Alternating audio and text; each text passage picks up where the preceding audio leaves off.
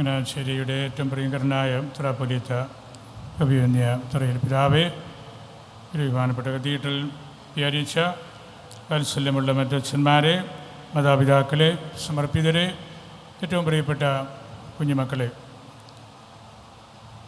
ഞാൻ സമയമെടുക്കുന്നുള്ളൂ. എനിക്ക് 1-2 കാര്യങ്ങൾ കൂടി ഇന്ന് പാലായിൽ ചെയ്തു തീർക്കാനുണ്ട്.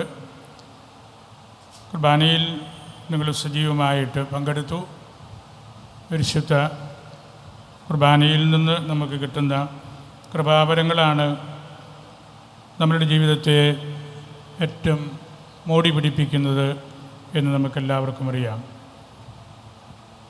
കുർബാനയാകുന്ന അടിത്തറയിൽ നിന്നാണ് നമ്മൾ തിരുവചന പ്രഘോഷണങ്ങളും അതുപോലുള്ള മറ്റ് ക്ലീശിലായിട്ടുള്ള പ്രാർത്ഥനകളുമെല്ലാം നമ്മൾ അർപ്പിക്കുന്നത്. ചങ്ങനാശ്ശേരി ബൈബിൾ കൺവെൻഷൻ ഇതിനോടകം കീർത്തി കേട്ട ഒരു ആധ്യാത്മിക പ്രസ്ഥാനമാണ്. ധാരാളം പേര് ഇതിൽ വന്ന് പങ്കെടുക്കുന്നുണ്ട്. ഞാൻ നമ്മളുടെ കുടുംബങ്ങളെക്കുറിച്ചും നമ്മളുടെ ഉത്തരവാദിത്തങ്ങളെക്കുറിച്ചുമുള്ള 1-2 ഓർമ്മപ്പെടുത്തലുകൾ മാത്രമേ നടത്തുന്നുള്ളൂ. ദൈവത്തോടൊപ്പം നടക്കുന്ന മനുഷ്യൻ്റെ കഥയാണല്ലോ പ്രതീക്ഷ നമ്മളോട് പറയുന്നത്. ആദ്യ മാതാപിതാക്കൾ ദൈവത്തിൻ്റെ കരം പിടിച്ച് പ്രതീക്ഷയിലൂടെ ഉലാത്തിയിരുന്നു എന്നുള്ളത് അനശ്വരമായ ഒരു കാഴ്ചപ്പാടാണ്. എന്നും നമ്മൾ വീണ്ടും ജനിക്കേണ്ട ഒരു വലിയ ആധ്യാത്മിക സാഗരമായിട്ട് അത് നിൽക്കുകയാണ്. നമ്മുടെ വീടുകളും ഇടവകകളുമൊക്കെ ഇത്തരം പ്രതീക്ഷകളാകണം. ദൈവത്തിൻ്റെ കരം പിടിച്ച് നടക്കുകയും ഓടുകയും വിശ്രമിക്കുകയും ചെയ്യുന്ന കുടുംബങ്ങളായിട്ട് നാം എല്ലാവരും മാറണം. ദൈവാനുഗ്രഹത്താൽ നമുക്ക് തിരക്കേടില്ലാത്ത വിധത്തിൽ ഈ അതിരൂപതയിൽ കുടുംബ സംവിധാനങ്ങളും കുടുംബങ്ങളെക്കുറിച്ചുള്ള കാറ്റഗീസിസുമൊക്കെ നല്ലതുപോലെ നടക്കുന്ന ഒരിടമാണ്. പരക്കെ ഒരു പറച്ചിലുണ്ട്, ഒരു വീട്ടിനുള്ളിൽ 2 ഡിക്ഷണറികളാണ് ഉണ്ടാകേണ്ടത്. അത് അപ്പനും അമ്മയുമാണ്. നമ്മളൊരു നിഘണ്ടു അല്ലെങ്കിൽ ഡിക്ഷണറി നോക്കുമ്പോൾ അതിനകത്ത് നമ്മളാരും തെറ്റ് പ്രതീക്ഷിക്കുന്നില്ല, ശരികൾ മാത്രമാണ്.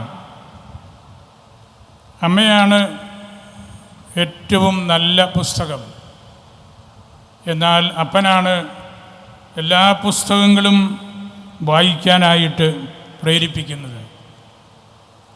അതുകൊണ്ട് മാതാപിതാക്കൾ കുടുംബത്തിൽ മക്കളോടുള്ള അവരുടെ ഉത്തരവാദിത്വം എത്ര ഗൗരവതരമായിട്ട് നമ്മൾ നിർവഹിക്കണം എന്ന് ഞാൻ പ്രത്യേകം പറയേണ്ടതില്ല.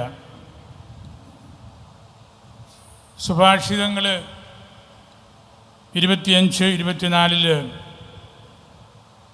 കലഹപ്രിയരായ അല്ലെങ്കിൽ കലഹക്കാരിയായ ഭാര്യയോടൊത്ത് വീട്ടിനുള്ളിൽ കഴിയുന്നതിനേക്കാൾ മെച്ചം തട്ടിൻപുറത്ത് ഒരു കോണിൽ ഇരുട്ടിൽ കഴിഞ്ഞുകൂടുന്നതാണ്. ചങ്ങനാശ്ശേരിയിൽ തട്ടിൻപുറത്ത് താമസിക്കുന്ന ഭർത്താക്കന്മാരില്ലെന്ന് ഞാൻ കരുതുകയാണ്. നമുക്ക് ദൈവം നല്ല വീടും നല്ല വീട്ടുകാരെയുമാണ് തന്നിരിക്കുന്നത്. എത്രയോ നൂറ്റാണ്ടുകൾക്ക് മുമ്പ് പറഞ്ഞ ഒരു തിരുവചനമാണ് സുഭാഷിതം 25-24. കലഹക്കാരിയായ ഭാര്യയോടൊത്ത് വീട്ടിനുള്ളിൽ കഴിയുന്നതിനേക്കാൾ മെച്ചം തട്ടിൻപുറത്ത് ഒരു മൂലയിൽ ഇരുട്ടിൽ കഴിഞ്ഞുകൂടുന്നതാണ്. അതുപോലെ പ്രഭാഷകൻ 7:8 ദുഷ്ടയായ ഭാര്യ ഉരസുന്ന നുകം പോലെയാണ്, അവളെ സ്വീകരിക്കുന്നത് തേളിനെ പിടിക്കുന്നത് പോലെയാണ്. ഏറ്റവും വിഷമുള്ള ഒരു ജീവിയാണ് തേള്. നല്ല ഭാര്യമാരുള്ള ഭർത്താക്കന്മാർക്ക് ആയുസ് ഇരട്ടി ഉണ്ടാകുമെന്ന് തിരുവചനം പറയുന്നുണ്ട്. നമ്മുടെ ചേട്ടന്മാർക്കൊക്കെ നല്ല ദീർഘായുസ്സുള്ളതിൻ്റെ കാരണവും അതുതന്നെയാണ്. അങ്ങനെ ദൈവം കനിഞ്ഞ് അനുഗ്രഹിച്ച ഈ അതിരൂപതയിൽ ദൈവവചനം കേൾക്കാനായിട്ട് നമ്മൾ ഒന്നിച്ചിരിക്കുമ്പോൾ അത് കർത്താവിൻ്റെ കരം പിടിച്ച് ദൈവത്തിൻ്റെ കൂട്ടത്തിൽ പർദീസായിലൂടെ നമ്മൾ നടക്കുന്ന വലിയൊരു ദൈവാനുഭവം ആകട്ടെ എന്ന് ഞാൻ പ്രാർത്ഥിക്കുകയാണ്. ഇന്നത്തെ സുവിശേഷത്തിൽ 2 യജമാനന്മാർ, അതേ തുടർന്നുള്ള നമ്മുടെ ജീവിതത്തിൻ്റെ ആഭിമുഖ്യങ്ങൾ അത് കർത്താവ് നമ്മോട് പറഞ്ഞു. 2 അല്ലെങ്കിൽ അതിൽ കൂടുതൽ യജമാനന്മാരെ സേവിക്കാൻ വളരെ എളുപ്പമായിരിക്കും. എവിടെ ചെന്നാലും അവർ പറയുന്നത് കേൾക്കുക, ഒഴുക്കിന് ഒത്തു നീന്തുക, സത്യം പറയാതിരിക്കുക. അങ്ങനെ നമുക്ക് ഒരുപാട് യജമാനന്മാരെ സേവിക്കാൻ പറ്റും. 2 അല്ലെങ്കിൽ അതിൽ കൂടുതൽ ആത്മാർത്ഥമായിട്ട് നമുക്ക് അത് ചെയ്യാൻ പറ്റില്ല. ഒറ്റ യജമാനനെ സേവിക്കുക എന്നുള്ള ആ ഒരു വലിയ പ്രയാസം പിടിച്ച ജോലിയാണ് ക്രൈസ്തവ ജീവിതം. നമുക്കൊറ്റ മാസ്റ്റർ ഷെപ്പേർഡേ ഉള്ളൂ, ഒരു യജമാനനേ ഉള്ളൂ, അത് ഈശോയാണ്. ഈശോയെ കൂട്ടുപിടിച്ച് ജീവിക്കുമ്പോൾ നമുക്കുണ്ടാകാവുന്ന ബുദ്ധിമുട്ടുകളും പ്രയാസങ്ങളും വളരെയാണ്. നമ്മൾ ഈ നാളുകളിലൊക്കെ കണ്ടും കേട്ടും മനസ്സിലാക്കിയും ഒക്കെ ഇരിക്കുന്നത് ആ കാര്യം തന്നെയാണ്. ദൈവം എപ്പോഴും പാവങ്ങളുടെ പക്ഷത്താണ്, അടിച്ചമർത്തപ്പെടുന്നവരുടെ കൂട്ടത്തിലാണ്, വിശക്കുന്നവരുടെ കൂട്ടത്തിലാണ്, ലാസറിൻ്റെ കൂട്ടത്തിലാണ്, ജോബിൻ്റെ കൂട്ടത്തിലാണ്. ദൈവം എപ്പോഴും അങ്ങനെയാണ്. വേദപുസ്തകം നമുക്ക് പറഞ്ഞു തരുന്നതാണ്. ലാസറിൻ്റെ കാര്യത്തിലൊക്കെ എത്രയോ വ്യക്തമാണത്. ഇപ്പം ദൈവത്തിനൊരു വഴിയുണ്ട്. ദൈവം നമ്മളിൽ നിന്ന് ആഗ്രഹിക്കുന്നതും ആ വഴിയെ നമ്മൾ നടക്കണമെന്നാണ്. ലാസറിനെ കൂട്ടുപിടിക്കാനും ജോബ് അനുഭവിച്ച വേദനകൾ നമുക്ക് ഉൾക്കൊള്ളാനുമൊക്കെ സാധിക്കുമ്പോഴാണ് നമുക്ക് നല്ല ക്രൈസ്തവരായിട്ട് മുമ്പോട്ട് പോകാൻ പറ്റുന്നത്. ദൈവത്തിന് ഇഷ്ടമുള്ള 2 വ്യക്തികളായിരുന്നല്ലോ മോശയും എലിയായും. മോശ അടക്കപ്പെട്ടു, ഏലിയ എടുക്കപ്പെട്ടു. മോശ മരിച്ചപ്പോൾ ദൈവം ഇറങ്ങി വന്ന് മോശയെ അടക്കി എന്നതാണ് പാരമ്പര്യം. മോശയ്ക്ക് മരിക്കാനുള്ള സമയമായി. ദൈവം മലാഖമാരോട് പറഞ്ഞു, താഴെ ഇറങ്ങി നിങ്ങളതൊന്ന് അറിയിക്കണം. അവർ പറഞ്ഞു, ഞങ്ങൾക്ക് പേടിയാണ്, മോശയോട് മരണത്തെക്കുറിച്ച് പറയാൻ പേടിയാണ്, ഞങ്ങൾക്ക് ഭയമാണ്, ദൈവം തന്നെ പോകണം. യഹൂദ പാരമ്പര്യം അതാണ്. മരണസമയമായി.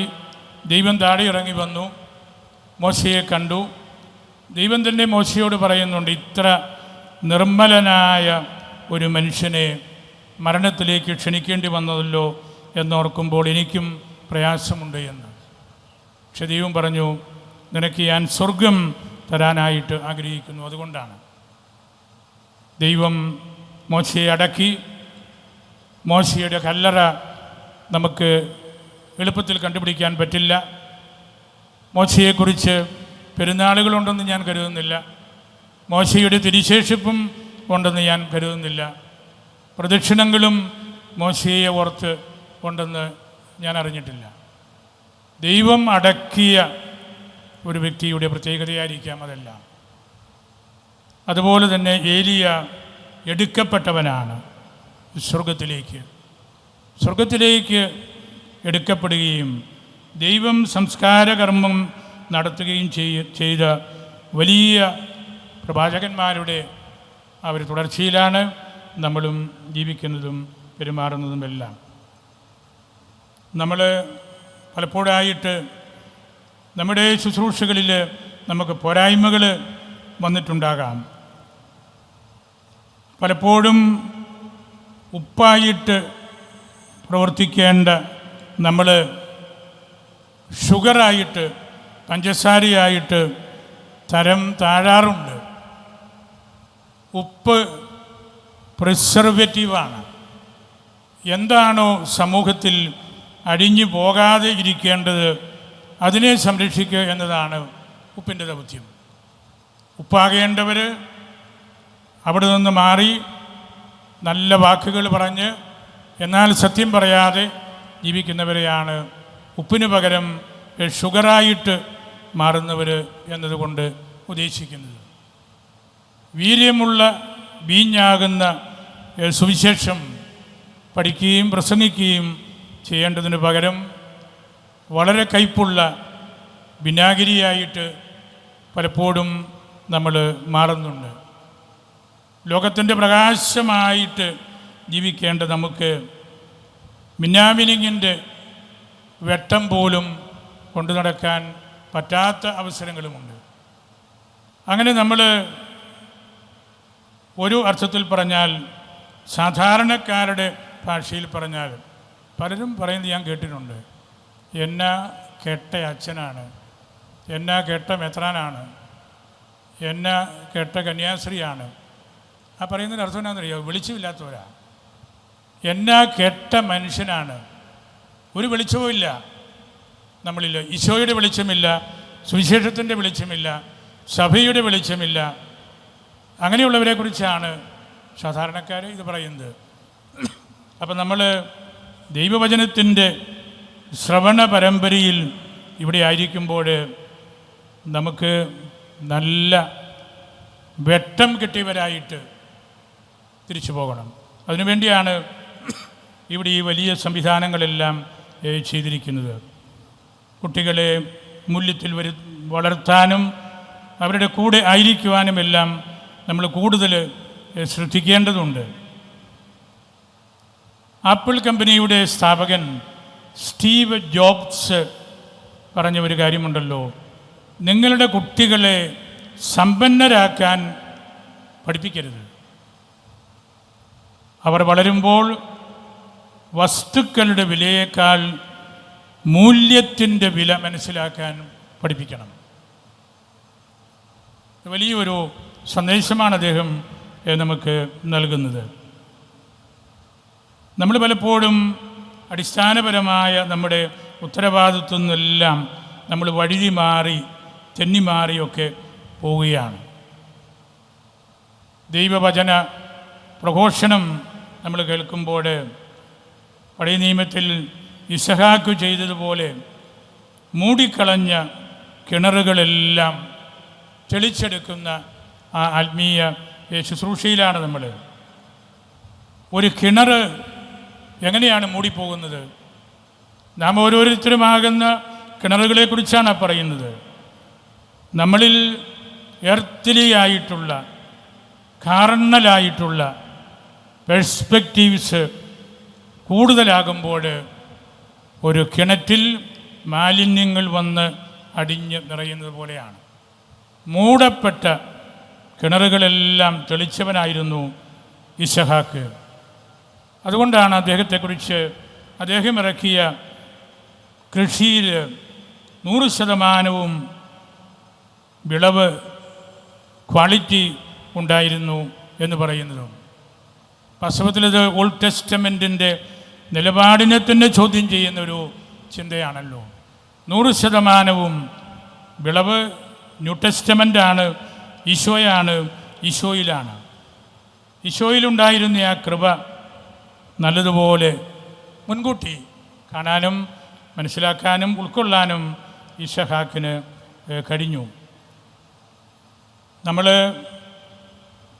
ഈ പ്രസംഗങ്ങൾ ദാനിയേലച്ചൻ്റെ കേൾക്കുമ്പോൾ എൻ്റെ പൂർണ്ണമായ ഒരു ബോധ്യം, കർത്താവിൻ്റെ ശിരസിൽ ഒഴിക്കാൻ ഒരു കൽഭരണി നിറയെ മേൽത്തരം തൈലവുമായിട്ട് വന്ന ആ സ്ത്രീയുടെ, ആ കൽഭരണിയുടെ തന്നെ അവസ്ഥയാണ്.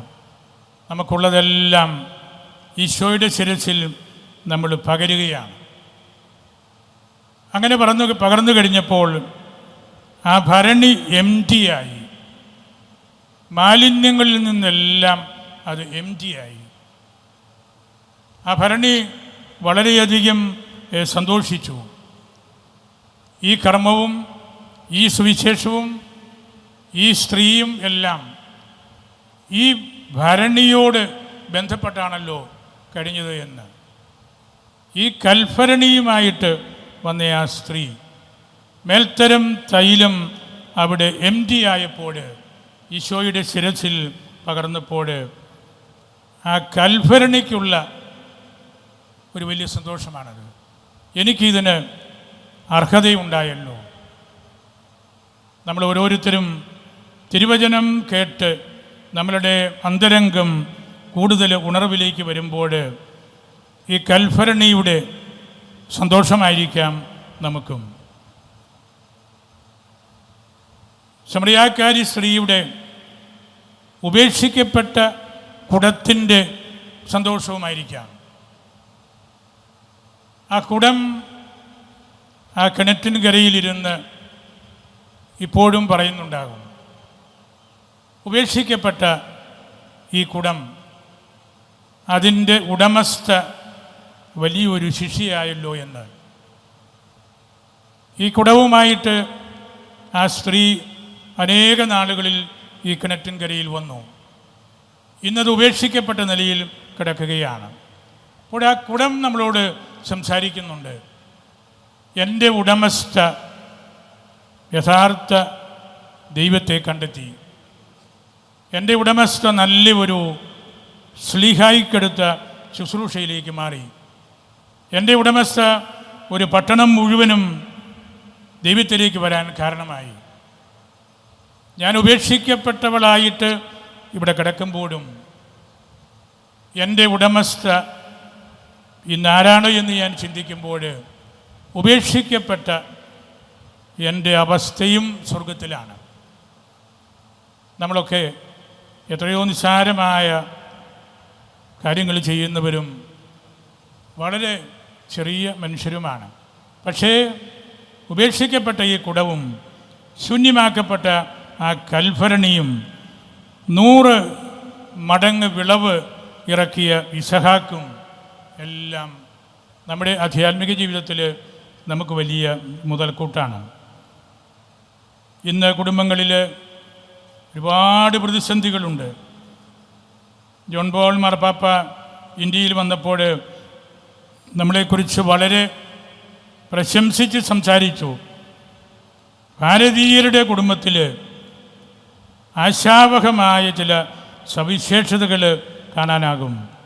ദമ്പതിമാരുടെ പരസ്പര വിശ്വസ്തത, സ്ത്രീയുടെ മഹത്വം, അവരുടെ ഉദ്യമങ്ങൾ, മാതാപിതാക്കൾക്ക് മക്കളോടുള്ള സ്നേഹാദരവ്, വിവാഹത്തിലെ പാരസ്പര്യത്തിൻ്റെ ഉത്തമാംശങ്ങൾ, കുട്ടികളുടെ സ്വഭാവവൽക്കരണത്തിലുള്ള പ്രത്യേകതകൾ എല്ലാം, ഇങ്ങനെ കുറേ എല്ലാം കാര്യങ്ങൾ മാർപ്പാപ്പ ഇന്ത്യയിൽ വന്നപ്പോൾ പറഞ്ഞു. നമ്മളത് സന്തോഷത്തോടെ കേട്ടു, നമുക്കതിൽ അഭിമാനമുണ്ട്. എന്നാൽ കുടുംബങ്ങൾ ഒരുപാട് വെല്ലുവിളികൾ ഇന്ന് നേരിടുന്നുണ്ട്. ഏറ്റവും വലിയ വെല്ലുവിളി എനിക്ക് തോന്നുന്നത് സ്നേഹം കുറയുന്ന അപ്പനും അമ്മയാണ്. വീട്ടിലെ മാതാപിതാക്കളുടെ ഇടയിലുള്ള അകൽച്ച ഇന്ന് വലിയൊരു പ്രതിസന്ധിയാണ്.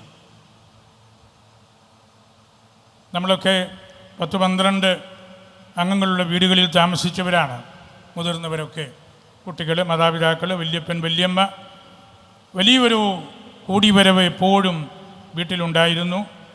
ഇപ്പോഴതെല്ലാം മാറി വളരെയധികം പ്രതിസന്ധികൾ നമ്മുടെ കുടുംബങ്ങളിൽ കാണുന്നുണ്ട്. അതിരുകടന്ന വ്യക്തി സ്വാതന്ത്ര്യം ഭാര്യയും ഭർത്താവും എടുക്കുമ്പോൾ ആഗോളവൽക്കരണത്തിൻ്റെ എല്ലാ ആനുകൂല്യങ്ങളും വീട്ടിലേക്ക് എത്തിക്കുമ്പോൾ, മൂല്യങ്ങളെക്കുറിച്ച് സംസാരിക്കാണ്ടിരിക്കുമ്പോൾ, മോക്ഷത്തെക്കുറിച്ച് കുട്ടികളോട് പറയാത്ത മാതാപിതാക്കളുടെ എണ്ണം കൂടി വരുമ്പോൾ, കുടുംബ പ്രാർത്ഥനയിൽ ശ്രദ്ധിക്കാത്ത മാതാപിതാക്കൾ വരുമ്പോൾ, പ്രായം ചെന്ന മാതാപിതാക്കളെ വീട്ടിനുള്ളിൽ തന്നെ അവഹേളിക്കുമ്പോൾ, മാധ്യമങ്ങൾക്ക് അമിത പ്രാധാന്യം കൊടുക്കുമ്പോൾ, അങ്ങനെ കുറേയേറെ കാര്യങ്ങൾ നമുക്ക് പറയാൻ പറ്റും. ഇതുപോലുള്ള നിരവധിയായ കാര്യങ്ങളിലൂടെ നമ്മളുടെ കുടുംബങ്ങൾ താഴെ പോകുന്നുണ്ട്. നമ്മുടെ വികാരിച്ചന്മാർ ഒരുപാട് അധ്വാനിക്കുന്നവരാണ്, സിസ്റ്റേഴ്സ് വരെ. ഞങ്ങളുടെ രൂപതയിൽ എല്ലാ വീടുകളും സിസ്റ്റേഴ്സ് കയറി ഹോം മിഷൻ നടത്തി. ഒരത്ഭുതമാണ്. എല്ലാ വീടുകളും കയറി ഹോം മിഷൻ. അച്ഛന്മാരും വളരെയേറെ അധ്വാനിക്കുന്നുണ്ട്. ഒറ്റ ചോദ്യം മാത്രമേ എനിക്കിവിടെയും ചോദിക്കാനുള്ളൂ. നമ്മുടെ വികാരിച്ചന്മാരുടെ ഹൃദയം നമ്മുടെ കുടുംബങ്ങളിലാണോ? ആ ഒറ്റ ചോദ്യമേ പ്രസക്തമായിട്ടുള്ളൂ. നമ്മുടെ വികാരിച്ചന്മാരുടെ ഹൃദയം നമ്മളുടെ കുടുംബങ്ങളിലാണോ? കുടുംബ കാറ്റക്കേസിസ് നന്നായിട്ട് നടത്താനായിട്ട് വികാരിച്ചന്മാർ, കൊച്ചച്ചന്മാരൊക്കെ നല്ലതുപോലെ പരിശ്രമിക്കുന്നുണ്ടോ? എന്തുമാത്രം വിഘടന ചിന്തകൾ, വിശ്വാസത്തിലെ വീഴ്ചകൾ എല്ലാം ഉണ്ടാകുന്നു. പഴയ നിയമത്തിൽ ഹേലി എന്ന അപ്പൻ്റെ 2 പോരായ്മകളാണല്ലോ എടുത്തു പറയുന്നത്. ഒന്ന്, ദൈവത്തിൻ്റെ സ്വരം കേൾക്കാൻ അദ്ദേഹത്തിന് സമയമില്ലായിരുന്നു. 2, മക്കളെ തിരുത്താൻ അദ്ദേഹത്തിന് കഴിവില്ലായിരുന്നു. ഈ 2 പോരായ്മകൾ നിസ്സാരമായ കാര്യമല്ല. ദൈവത്തെ കേൾക്കാൻ സമയമില്ലാത്ത ഒരപ്പൻ, മക്കളെ തിരുത്താൻ കഴിവില്ലാത്ത അപ്പൻ, അവിടെ കുടുംബം തകരും. നമുക്ക് നല്ല കുടുംബങ്ങൾ ഇപ്പോഴുമുള്ളത് നമ്മുടെ ഈ അൺഡിവൈഡഡ് ചങ്ങനാശ്ശേരി പ്രോവിൻസ് ഒരുപാട് നല്ല കുടുംബങ്ങളുണ്ട്. ഒരുപാട് നല്ല അമ്മച്ചിമാർ ആ കുടുംബങ്ങളിൽ ഉള്ളതുകൊണ്ട് ആണ് എന്നതാണ് അതിൻ്റെ പ്രധാനപ്പെട്ട ഉത്തരം. അവരുടെ പ്രാർത്ഥന, അവരുടെ നിരന്തരമായ ദൈവവിചാരം, ബന്ധം എല്ലാം. ഞാൻ എവിടെയോ ഒരു പഴഞ്ചൊല്ല് പോലെ വായിച്ചു. അരിച്ചും പെറുക്കിയും അമ്മ, കുടിച്ചും കൂത്താടിയും അപ്പൻ. ഒരമ്മ വീട് സംരക്ഷിക്കുന്നതിനെ കുറിച്ചാണ്. സാധാരണ വീട് അരിച്ചും പെറുക്കിയും ധാരാളിത്വം ഒട്ടുമില്ലാതെ അമ്മ വീടിനെ പോറ്റുമ്പോൾ, കുടിച്ചും കൂത്താടിയും നടക്കുന്ന അപ്പനുണ്ടെങ്കിൽ അവിടുത്തെ അവസ്ഥ എന്തായിരിക്കുമെന്ന് നമുക്ക് മനസ്സിൽ കരുതാവുന്നതേ ഉള്ളൂ. നമ്മൾ വളരെയധികം ശ്രദ്ധ ഈ മേഖലയിൽ, ഈ അതിരൂപത ചെലുത്തുന്നുണ്ട് എന്ന് എല്ലാവർക്കും അറിയാം, എനിക്കും അറിയാം. കുടുംബങ്ങളെ വളരെയേറെ ശ്രദ്ധിക്കുന്ന ഒരു അതിരൂപതയാണിത്. കുടുംബ കാറ്റക്കേസിസിന് വലിയ പ്രാധാന്യം കൊടുക്കുന്ന അതിരൂപതയാണ്. അതിനോട് ചേർന്ന് ഈ അതിരൂപതയിലെ മറ്റ് രൂപതയും രാക്കന്മാരുമൊക്കെ പ്രവർത്തിക്കാനും ഒക്കെ പരിശ്രമിക്കുന്നുണ്ട്. കുട്ടികളിലേക്ക് കുറേ കൂടെ നമ്മൾ ശ്രദ്ധിക്കേണ്ടതുണ്ട്. നമ്മളുടെ വീടുകളിൽ, നമ്മുടെ ദേവാലയങ്ങളിൽ, നമ്മളുടെ സമർപ്പിത ഭവനങ്ങളിൽ, അവിടെയെല്ലാം കാരുണ്യത്തിൻ്റെ ചിന്തകൾ ഇനിയും കൂടണം. നമ്മുടെ വീടും സ്ഥാപനങ്ങളും എല്ലാം കാരുണ്യത്തിൻ്റെ ഉറവകളും ഉറവിടങ്ങളും ആകണം. സാമൂഹ്യക്ഷേമം നമ്മൾ നന്നായിട്ട് നടത്തുന്ന അതിരൂപതയും രൂപതകളുമൊക്കെയാണ്. സാമൂഹ്യക്ഷേമം ഈശോയുടെ പരസ്യജീവിതത്തിൻ്റെ തുടർച്ചയാണ് എന്ന് നമ്മൾ മറന്നു കളയരുത്. എന്നാൽ അത് മാത്രവുമാകരുത്. മനുഷ്യനെക്കുറിച്ച് മാത്രം ചിന്തിച്ച് ആ കാര്യങ്ങൾക്ക് അമിത പ്രാധാന്യം കൊടുക്കുമ്പോഴും നമ്മൾ വഴിതെറ്റിപ്പോവുകയാണ്. നമ്മൾ ജൂബിലിയിലാണ്, ഈശോ പിറന്നതിൻ്റെ ജൂബിലിയാണ്. ആദ്യത്തെ സൂനകദോസിൻ്റെ 1700 വർഷം ജൂബിലിയാണ്. അവിടെ നമ്മളൊരു കാര്യം മനസ്സിലാക്കണം. ആ കൗൺസിലിലേക്ക് വരാനുള്ള പ്രധാനപ്പെട്ട ഒരു കാര്യം ഈശോയുടെ ദൈവികതയെക്കുറിച്ച് വേണ്ട രീതിയിൽ പഠിപ്പിക്കാൻ സാധിച്ചില്ലായിരുന്നു എന്ന് മാത്രമേ ഉള്ളൂ. ആരിയൂസ് വലിയ പണ്ഡിതനായിരുന്നു, വലിയ പ്രീസ്റ്റായിരുന്നു, അലക്സാണ്ട്രിയയിൽ അറിയപ്പെട്ട ആളായിരുന്നു. അതുകൊണ്ട് അദ്ദേഹം നല്ലതുപോലെ ഈശോയുടെ മാനുഷികതയെക്കുറിച്ച് നല്ലതുപോലെ പഠിപ്പിച്ചു. എത്ര നല്ല പ്രവാചകനാണ്, എത്ര നല്ല മനുഷ്യനാണ്. അവിടേക്ക് വലിയൊരു ആകർഷകത്വം ഉണ്ടായി.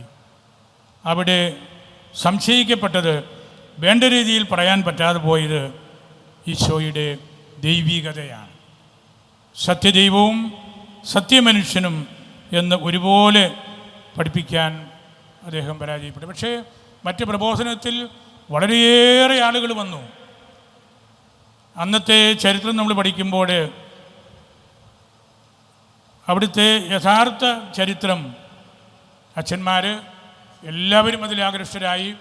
പിതാക്കന്മാരും കൈവിരലുകളിൽ എണ്ണി ഒതുക്കാവുന്ന മെത്രാന്മാർ മാത്രമേ ഈ ആര്യനുസരത്തിൽ പെട്ടുപോകാത്തവരുണ്ടായിരുന്നുള്ളൂ. എന്നിട്ട് ആ ഗ്രന്ഥകാരൻ പറയുകയാണ്, that number can be limited even to the fingers of a single hand. ഒറ്റ കൈയുടെ 5 വിരലുകളിൽ ഒതുക്കാനുള്ള മേലധ്യക്ഷന്മാർ മാത്രമേ അന്ന് ഈ ആര്യനുസത്തിൽ പെടാതെ പോയുള്ളൂ. അപ്പോൾ നമ്മൾ നിക്കിയായുടെ ജൂബിലിയൊക്കെ ആഘോഷിക്കുമ്പോൾ അതിൻ്റെ പ്രത്യേകതയും മേന്മകളുമെല്ലാം നമ്മൾ പഠിക്കുമ്പോൾ അവിടെ പറയേണ്ട ദൈവികമായ ആ ഒരു യാഥാർത്ഥ്യം, ഇവിടെ നല്ല ദൈവശാസ്ത്ര കോളേജും സ്കൂളുമെല്ലാം ഉണ്ട്. ദൈവശാസ്ത്ര വൊക്കാബുലറി വേണ്ടതുപോലെ വളരുന്നില്ല. ദൈവത്തെക്കുറിച്ച് വേണ്ടതുപോലെ പറയുന്നില്ല. അരിനിശമൊക്കെ അതാണല്ലോ. നമ്മളും സംസാരിക്കുന്നുണ്ടെങ്കിലും പലപ്പോഴും എളുപ്പമുള്ള മാനുഷിക വശങ്ങൾ മാത്രം പറഞ്ഞ് ഒതുക്കുകയാണ്. അതുകൊണ്ട് നമ്മൾ ഈ തിരുവചന പ്രഘോഷണങ്ങളൊക്കെ കേൾക്കുമ്പോൾ നമ്മളിലുള്ള ആത്യന്തികമായ ദൈവികത, അതിന് നമ്മുടെ ദൈവശാസ്ത്ര സ്കൂളുകൾ, മൊണാസ്റ്റിസിസം, ദയറാകൾ, മിണ്ടാമഠങ്ങൾ, ഇതെല്ലാം ഈ അതിരൂപതയിലുണ്ട്. ഒട്ടു പലതും പാലായിലുമുണ്ട്. സുറിയാനി ഭാഷാ പഠനാ കേന്ദ്രം, അങ്ങനെയെല്ലാം നമ്മൾ ഈ ആരാധനാക്രമത്തിൻ്റെ മഹാത്മ്യം മനസ്സിലാക്കുകയും ദൈവഭാഷ കൂടുതൽ സംസാരിക്കാനായിട്ട് പരിശ്രമിക്കുകയും ചെയ്യണം. നമ്മുടെ കാഴ്ചകൾ, നമ്മുടെ പ്രവർത്തനങ്ങൾ കുറേ കൂടെ മനുഷ്യവുമാകാനുണ്ട്. എൻ്റെ പൂർണ്ണമായ ബോധ്യം അതാണ്. നമ്മുടെ സ്ഥാപനങ്ങൾ അല്ലെങ്കിൽ നമ്മൾ തന്നെ നേരിട്ട് ഉത്തരവാദിത്വം വഹിക്കുന്ന പല പ്രസ്ഥാനങ്ങളും വേണ്ട രീതിയിൽ ജനകീയമായിട്ടില്ല, ആളുകൾക്ക് ഉപകാരമില്ല എന്നെല്ലാം വല്ല പറച്ചിലുകളുണ്ട്. നമ്മളത് കൂടുതൽ ശ്രദ്ധിക്കണം. നമ്മുടെ കളപ്പുരകൾ ദരിദ്രരുടെ മടിയിലും വിധവയുടെ വീട്ടിലും പണിയാൻ നമുക്ക് സാധിക്കണം. അങ്ങനെയൊരു നിർമ്മാണം നമ്മൾ നടത്തണമെങ്കിൽ നമുക്ക് മനസ്സിൽ തോന്നുന്ന കാര്യങ്ങൾ മാത്രം പോരാ, നമുക്കൊരു നല്ല നേത്ര കാഴ്ച കൂടെ ഉണ്ടാകണം.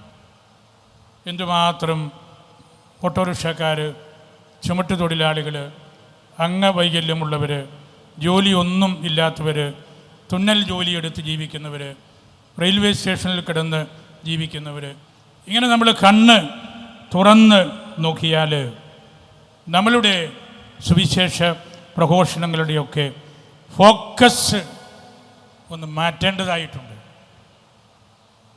ഒരുപാട് കാര്യങ്ങളിൽ നമ്മൾ ഇനിയും ശ്രദ്ധിക്കാനുണ്ട്.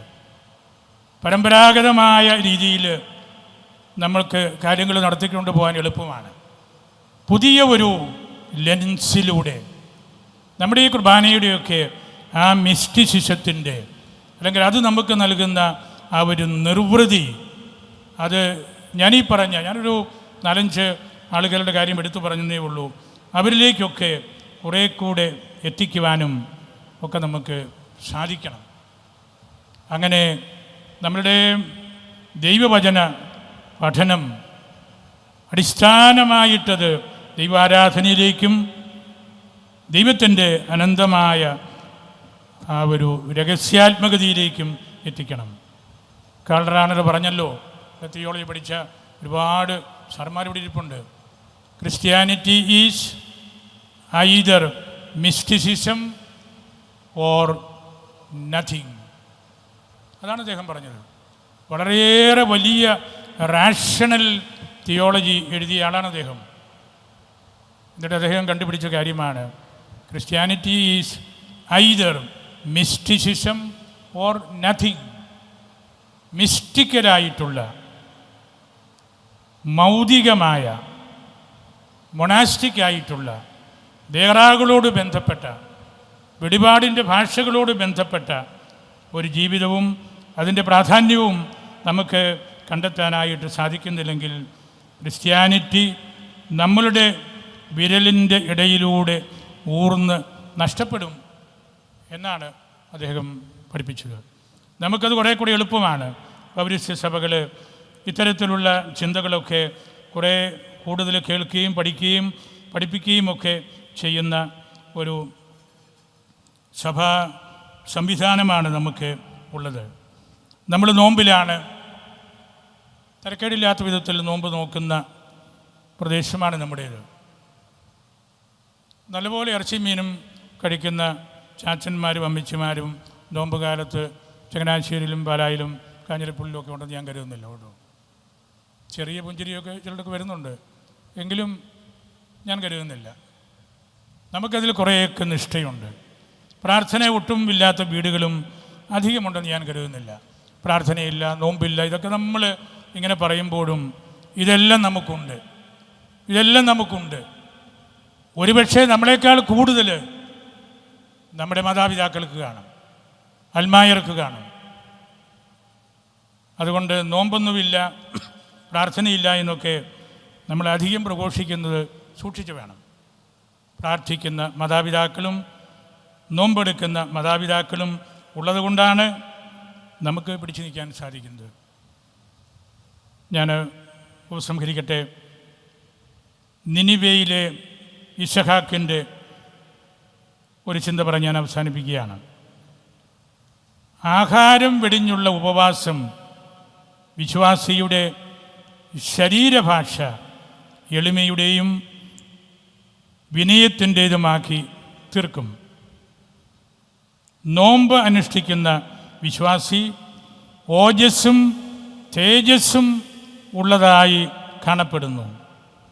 നോമ്പിൽ ശരീരം ആഹാരം വർജിക്കുമ്പോൾ ആത്മാവിന് അതിൻ്റെ ഭക്ഷണമായ ധ്യാനം, തിരുവചനം, അനുതാപം, പ്രാർത്ഥന തുടങ്ങിയവയെല്ലാം ലഭിക്കുന്നു.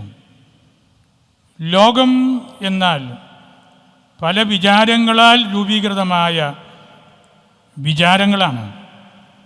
ഇവർ ജനിക്കുകയും പക്വതയിൽ എത്തുകയും ചെയ്യുമ്പോൾ അവർ തിന്മകളായി മാറുകയും ആ വ്യക്തിയെ കൊല്ലുകയും ചെയ്യുന്നു.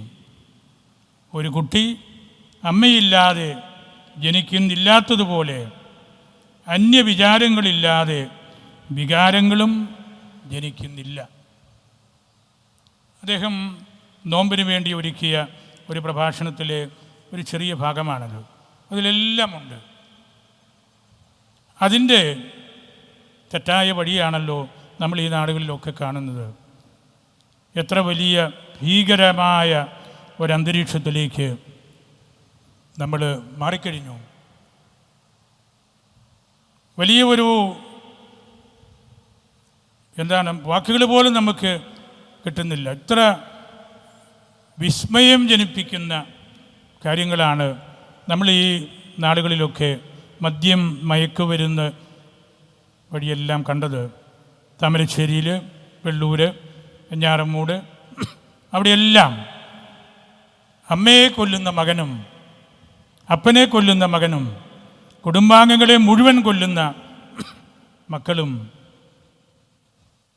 മൃഗീയമായ രീതിയിൽ റാഗിങ് നടത്തുന്നവരും എല്ലാം ഉള്ള ഒരു സ്ഥലമായി മാറുകയാണ്. എന്താണ് ഇവർക്ക് പറ്റുന്നതെന്ന് നമുക്കറിഞ്ഞുകൂടാ.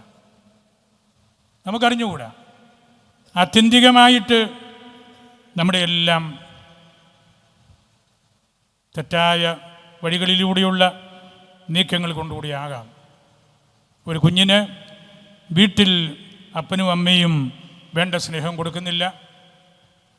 അവൻ ആൾക്കൂട്ടത്തിലിരുന്ന് ഏകാന്തത അനുഭവിക്കുകയാണ്. സഹോദരങ്ങൾ തമ്മിൽ ബന്ധമില്ല. അങ്ങനെയുള്ള പ്രയാസമെല്ലാം സ്കൂൾ ക്യാമ്പസിൽ വന്ന് തീർക്കാനായിട്ട് പരിശ്രമിക്കുകയാണ്. അധ്യാപകരും ഒഴിഞ്ഞു മാറുകയാണ്. പണ്ടൊക്കെ ഒരു സാറ് എന്ന് പറഞ്ഞാൽ കയ്യിൽ ചൂരൽ വടിയുള്ള ആൾ എന്നായിരുന്നു അർത്ഥം. ഇന്ന് അതുമൊക്കെ വലിയ കേസാണ്. ചൂരൽ വടി പോയിട്ട് ഒരു ഈർക്കൽ കയ്യിലുണ്ടെങ്കിലും ചിലപ്പോൾ സാറ് അകത്താകും. അങ്ങനെയുള്ള വ്യത്യാസങ്ങളെല്ലാം നമ്മുടെ സമൂഹത്തിൽ വന്നുപോയി. ആർക്കും ആരെയും തിരുത്താൻ ശക്തിയില്ലാത്തതുപോലെ പോവുകയാണ്. സഭയിലും സമൂഹത്തിലും കോളേജുകളിലും കലാലയങ്ങളിലും എല്ലാം മയക്കുമരുന്ന് ഇല്ലെങ്കിൽ ജീവിതത്തിൽ ഒരു ത്രില്ലില്ല എന്ന ഒരു സ്വാഭാവിക അവസ്ഥയിലേക്ക് നമ്മൾ മാറുകയാണ്. ഈ തിരുവചനമെല്ലാം ഇവിടെ ദാനിയേലച്ചൻ്റെ നിങ്ങൾ കേൾക്കുമ്പോൾ വലിയൊരു സമൂഹമുണ്ട് ഇവിടെ. മാതാപിതാക്കളും സമർപ്പിതരും അച്ഛന്മാരും എല്ലാം നിങ്ങൾ നമ്മുടെ ഇടവകകളിൽ കുടുംബങ്ങളോട് ബന്ധപ്പെട്ട് ഈ കാര്യങ്ങളെല്ലാം ഒന്നുകൂടെ പഠിപ്പിക്കണം. അടിസ്ഥാനപരമായിട്ടുള്ള പ്രശ്നം കുടുംബത്തിലെ പ്രശ്നമാണ്. കുടുംബത്തിൽ തീർക്കാൻ പറ്റാത്തത് സ്കൂളിലും കോളേജിലും വന്ന് അവർ തീർക്കുന്നു എന്ന് മാത്രമേ ഉള്ളൂ. നമുക്ക് സാറുമാർക്കും മറ്റുള്ളവർക്കും ഒക്കെ പരിമിതികളുണ്ട്. അതുകൊണ്ട് ഈ ബൈബിൾ കൺവെൻഷൻ നല്ല ഒരു നവോത്ഥാനം നമ്മളുടെ കുടുംബങ്ങൾക്ക് കിട്ടാനുള്ളൊരു അവസരമാകട്ടെ എന്ന് ഞാൻ പ്രാർത്ഥിക്കുകയാണ്. ഞാൻ എൻ്റെ വാക്കുകൾ സംഹരിക്കുന്നു. തറയിൽ പിതാവ് നിർബന്ധം പറഞ്ഞെന്നെ പിടിച്ചു കൊണ്ടുവന്നതാണ്. എനിക്ക് 3-4 കാര്യങ്ങൾ കഴിഞ്ഞിട്ടാണ് ഞാൻ വന്നത്. ഇനിയുമുണ്ട്, എല്ലാവർക്കും ഉണ്ട്. എങ്കിലും എനിക്ക് യാത്രയ്ക്ക് തന്നെ 1.5 മണിക്കൂർ എടുക്കും. എനിക്ക് കുർബാനയും പിന്നീടൊരു സംസാരവും കൂടി അത്ര എളുപ്പമല്ല. എങ്കിലും പിതാവിനോടുള്ള ഒരു വലിയ അടുപ്പത്തിൻ്റെ പേരിലാണ് ഞാൻ വന്നത്. ഇവിടെ വന്ന് പരിശുദ്ധ കുർബാന അർപ്പിക്കാനും നിങ്ങളോട് കുടുംബത്തെക്കുറിച്ചും നമ്മുടെ ഈ നാടുകളിലെ പ്രയാസങ്ങളെക്കുറിച്ചുമൊക്കെ ഏതാനും നിമിഷമൊന്ന് സംസാരിക്കാനുമൊക്കെ സാധിച്ചു. പിതാവ് നല്ല ശക്തനായ ആളാണ്, കരുത്തനായ ആളാണ്. ചങ്ങനാശ്ശേരിയിലെ പിതാക്കന്മാരുടെ ചരിത്രവും അവരുടെ മഹിമയും എല്ലാം അതുതന്നെയാണ്. അവരെല്ലാം വളർത്തിയ ഈ അതിരൂപതയ്ക്ക് ഇപ്പോൾ നല്ല മിഴിവാർന്ന നേതൃത്വം കൊടുക്കുന്ന തറയിൽ പിതാവിനെ ഞാൻ ഹൃദയത്തിൽ സൂക്ഷിക്കുന്നു. കത്തീഡ്രൽ വികാരിസിനെയും ഇതിനോട് ബന്ധപ്പെട്ടിട്ടുള്ള മറ്റ് അച്ഛന്മാരെയും എല്ലാം സ്നേഹത്തോടെ ഓർക്കുന്നു. ദാനിയേലച്ചനാണ് ഞങ്ങൾക്ക് വചനം പങ്കുവയ്ക്കുന്നത് ഞാൻ മനസ്സിലാക്കി. പാലായിലും ബൈബിൾ കൺവെൻഷനിലും കത്തീഡ്രലിലും മറ്റിടവുകളിലെല്ലാം വന്ന് അച്ഛനും പ്രസംഗിച്ചിട്ടുണ്ട്. വളരെ നല്ല ആഴമായ രീതിയിൽ തിരുവചന വ്യാഖ്യാനം നടത്തുന്ന ആളാണ് അച്ഛന്. അച്ഛൻ്റെ ശക്തമായ വാക്കുകളും തിരുവചനത്തോടുള്ള ആ ഒരു പ്രതിബദ്ധതയും തീർച്ചയായിട്ടും നമുക്ക് വലിയൊരു അനുഗ്രഹമാണ്. തിരുവനന്തപുരം അതിരൂപതയുടെ ഏറ്റവും വലിയൊരു അസറ്റ് പി ദാനിയേലച്ചനാണെന്നാണ് എൻ്റെ പൂർണ്ണമായ ബോധ്യം. അദ്ദേഹത്തിൻ്റെ ദൈവശാസ്ത്ര ചിന്തകളും വചനാധിഷ്ഠിതമായ ജീവിതവും ആ സഭയെ മാത്രമല്ല, നമ്മുടെയും മാത്രമല്ല, അദ്ദേഹം ലോകം മുഴുവനും തിരുവചനം പ്രസംഗിക്കുന്ന ആളാണ്. അങ്ങനെ നമുക്ക് കൂടുതൽ ഉണർവും ഉന്മേഷവും നമ്മുടെ എല്ലാം ഹൃദയത്തിലുണ്ടാകട്ടെ എന്ന് ഞാൻ പ്രാർത്ഥിക്കുന്നു. നിങ്ങളെല്ലാവരെയും പരിശുദ്ധ അൽഫോൻസാമയ്ക്കും പരിശുദ്ധ ചാവറ പുണ്യവാണച്ചനും സമർപ്പിച്ച് പ്രാർത്ഥിച്ച് എൻ്റെ വാക്കുകൾ ഉപസംഹരിക്കുന്നു.